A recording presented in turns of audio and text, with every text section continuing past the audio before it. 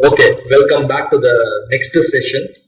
Here we want to move, we completed the MRI physics module, and as per our template of coverage, after physics, we will do the data acquisition or the instrumentation and then move on to the image reconstruction and image quality. That's how we have been covering each of the modules at imaging modalities as well. So after completing the MR physics in the last module, we now proceed to the remaining part, which is going to be starting with the hardware part and then focusing on data acquisition, reconstruction and image quality. In fact, the object for this particular session of the video would be mostly on just the MR hardware and magnet perspective. Okay, so we'll start. I'm not going to do a review of MR physics as I have it here, because usually when I do in class, it is after a week, and so I have to refresh. But now that you have the video, maybe you should finish viewing the previous video again and then start with the new one. So that will save some time. Okay, so how does it go to the next slide? Okay. So let's skip the process involved in MRI, because this is supposed to be review. We have gone over this several times as to how we go about this, so you can refresh yourself before start of this material what we were doing until now. Okay, so where we will jump is, again, despite me showing it here and asking you to review previously, we start answering this question. Okay, we have already covered all the physics. Okay, what is it missing? How do we do this jump from, we are interested in MRI, we covered the physics part of it, we understood what the signal is, we understood the contrast mechanism. Now, how do we, in fact, we also pretended we saw several images as well, but we didn't really answer the question as to, all the development material we did was taking a small voxel and we were talking about the spin physics and how to manipulate the spin. But how did the different locations have different properties, right? How did we execute that? How do we realize that? That part we have not covered. So that is the question here. How do we do this? Because if you want to do this as an imaging, we need to measure at each location. Therefore, we should be able to tell, oh, this is the proton density here, density there, and therefore you get an image. How do we do that? Right? So before we go into the details, broad side, think about the first principles, what we covered. What we covered is, in nuclear magnetic resonance, NMR, the nuclear spin is the important guide. And we described that if we are biomedical, we are interested in hydrogen proton. So hydrogen proton had one gyromagnetic ratio. That is the Larmor frequency. If you were to spin, the Larmor frequency is unique, right, for hydrogen. And it was some 42.8 megahertz per Tesla. So you have signature Larmor frequency, and I want to see how the hydrogen or proton density is distributed in the body. So the logic would be straightforward, right? How do I change? Can I change the Larmor frequency? Well, the Larmor frequency for hydrogen is unique. However, it is a function of Tesla or the field strength. What happens if I change my field strength at different locations? What will happen? Oh, different locations will have different frequencies. So then I can, if I know how they distribute, if I manipulate the difference in different magnetic field at different locations, then I also know where the frequency is coming from. I can say it is coming from that location, right? Very intuitive, very simple concept. Okay, so that is what we will do. We'll talk about using gradient coils, right, to encode your magnetic field at different locations in X, Y, Z, so that the Larmor frequency changes. So therefore, from the signal frequency, we know where it came from, right? Very at the bird's eye view, that is the concept. Then we'll talk about applying, right? That is first is the generation of your magnetic field, and then apply magnetic field and manipulate. So you have to have RF pulses that you can apply when you want. So finally, apply, you measure the signal, Again, we'll get to this when we get to the reconstruction. But this is the challenge in MRI. We are always worried about signal measuring in time domain. That itself is complicated. And then doing all the measurements, signal processing, the typical way we do. The beauty and also the challenge in understanding MRI comes, the data you are actually measuring, you are actually measuring sampling the frequency spectra. Right? It looks very difficult to understand if you, but imagine what you are doing. I'm saying you're changing the laminar frequency and you're measuring the signal. What was your signal? Free induction decay.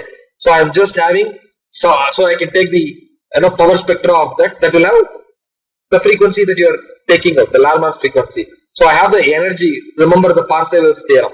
So I have some signal, I have some energy for that particular frequency. So the energy at that particular frequency, when the frequency is changing at different locations, that means I am having the frequency spectral information at different locations. So I have the Fourier transform directly. I am measuring the Fourier transform directly. What I want is the object, not the Fourier transform of the object. So we should be able to reconstruct that. So what we are measuring turns out is nothing but you are measuring the energy in different frequency, which is nothing but your Fourier spectra, Fourier transform, right? So we'll get to that, but start to appreciate that. We go to instrumentation first. So how do we enable this? That is what is the first goal.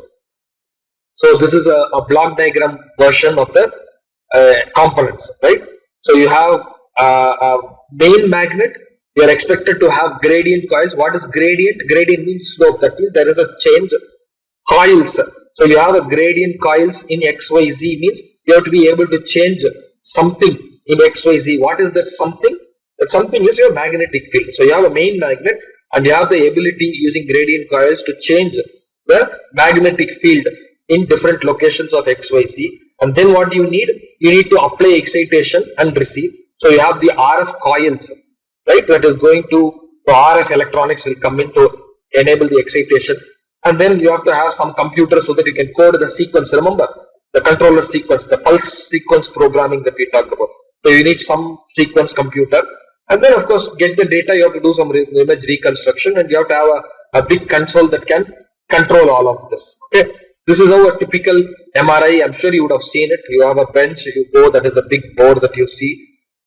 Patient goes in. A very important point that I would like for you to alert, until now we covered physics. I've been always saying floor to roof as your Z, because it is easy for me to do this. And the transverse was TXY was my floor. Here I'm going to make a switch because the patients are not standing, right? They are lying down in the bed and going in. So starting now, almost all reconstruction, all the analysis that we will do, we will relate this axis of the patient going in as the Z axis. Okay, and therefore the axis now is rotated. So now whatever I'm saying Z is not going to be here. Z is going to be the board inside the patient, along the patient's foot to head. It was foot to head before also, just that I was standing or I was sitting here. Therefore this was Z. Now the patient is lying and therefore Z axis is also lying. Okay, it is from foot to head. That is my Z axis. That's the only change. Otherwise, you look how complicated it is, right? So this is big, you need a special room. So the cost and complexity goes up. But let's go into the details.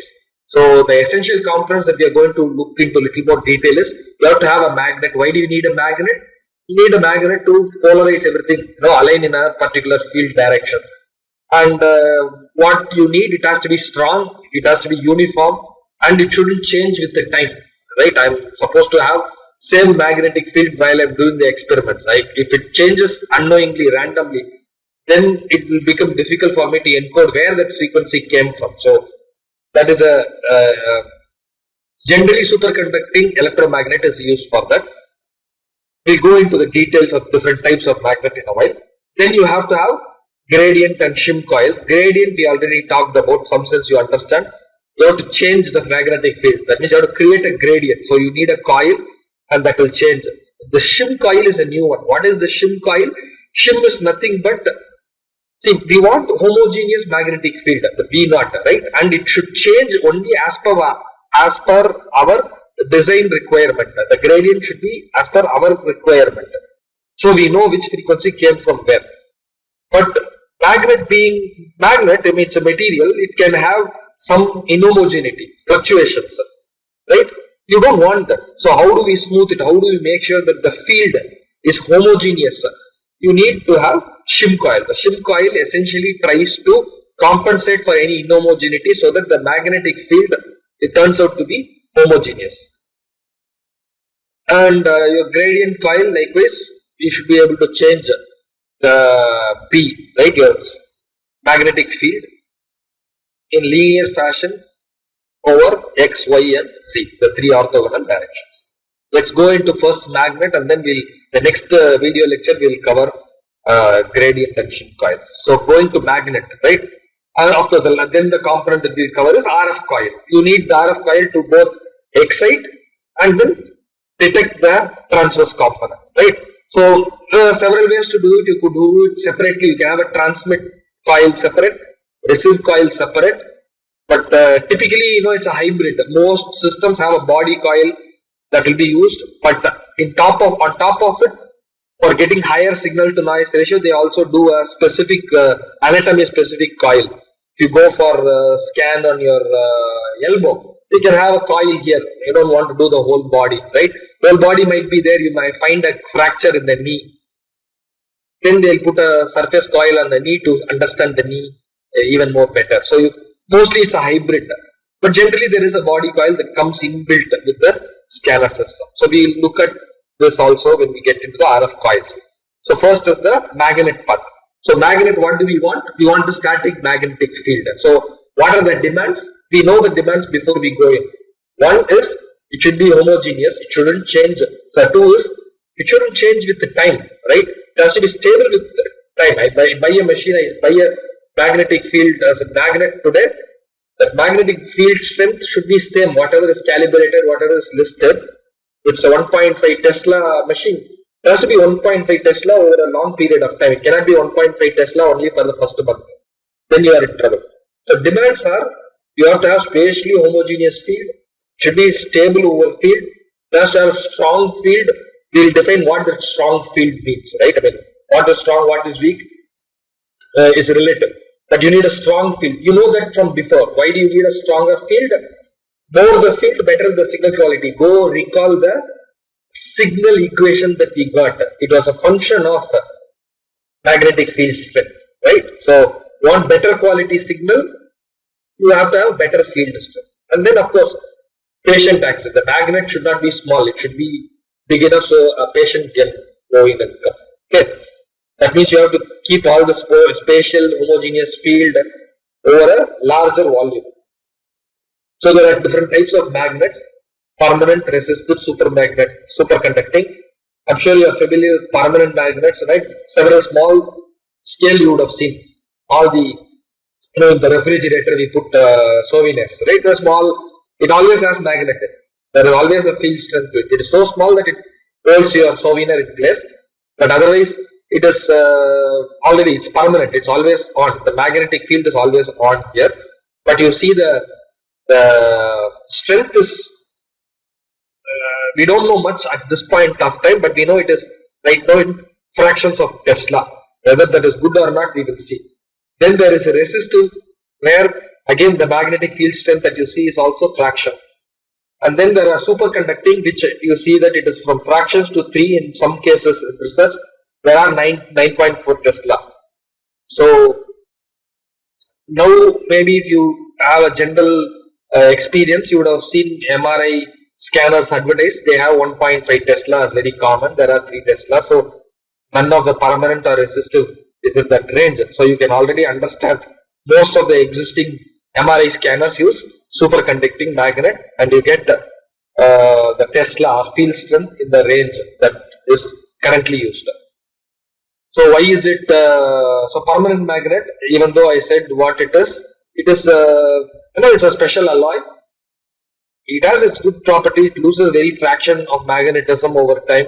Several of your magnets that you put in the refrigerator is is there for a long time.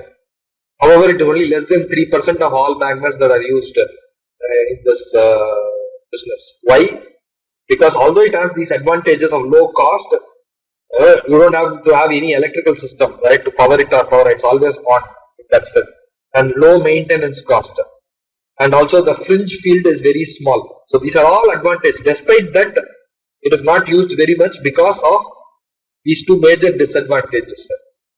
Okay, always on. So that is desirable, that is not undesirable. In case of a small field strength that you use in your fridge, it's not going to affect us. So it's okay, it can be always on. Whereas here, if you have a magnetic MRI machine and it is always on, then you have to be careful, right? Your safety, everything is going to have an issue with it. So it cannot have always on.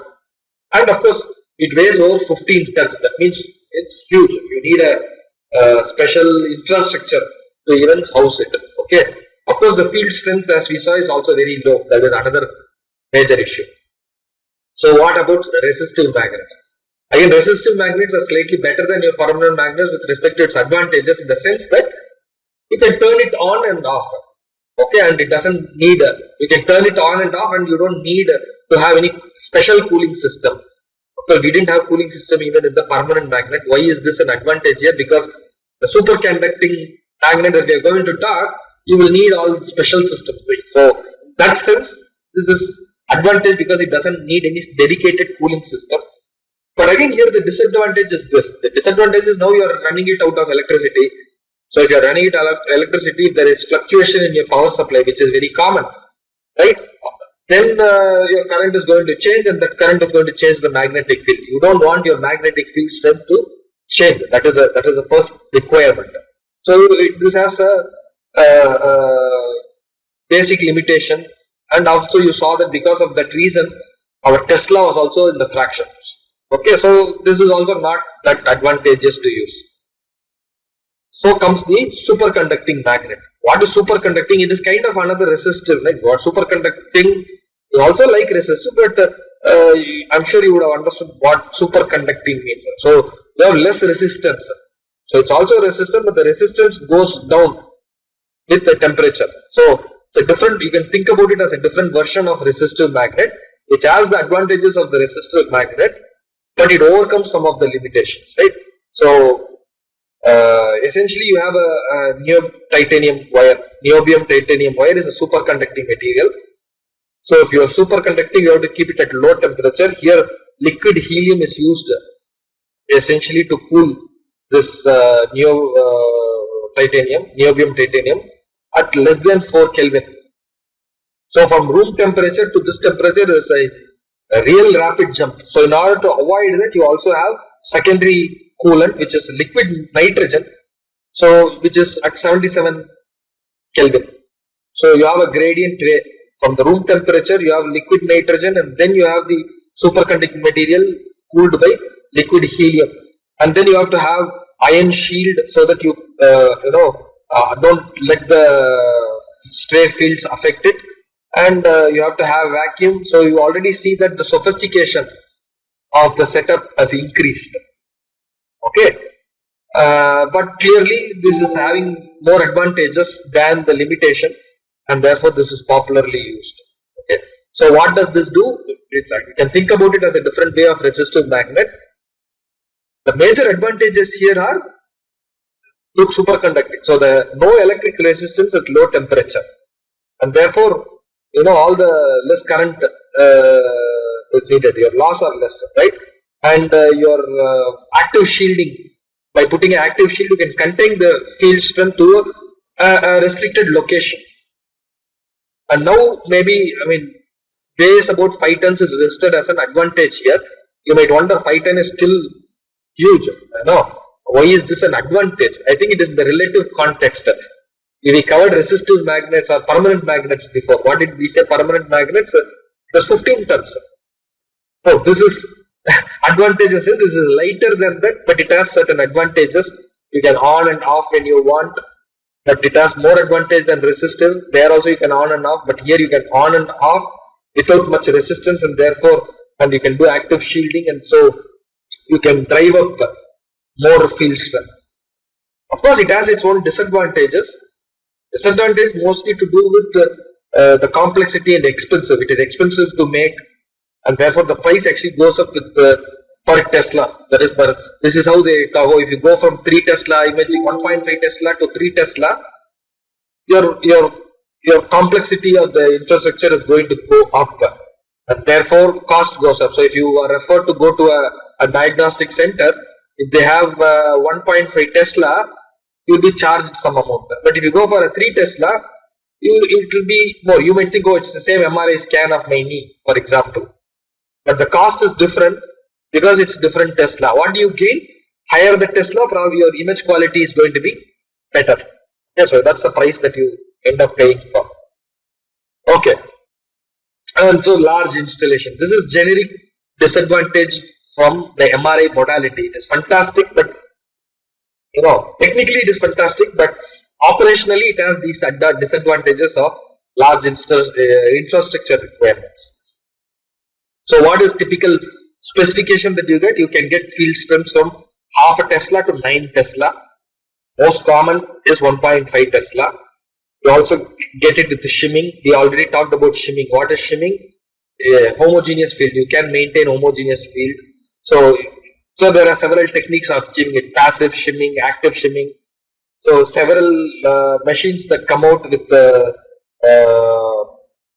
superconducting magnet as a component, you get it better than plus or minus 5 parts per million, right? So this is the shimming that you get, and you can, of course, you get this magnet with also minimized fringe field. So these are specifications that are typically available with superconducting magnets, which is why it is popularly used. Clear?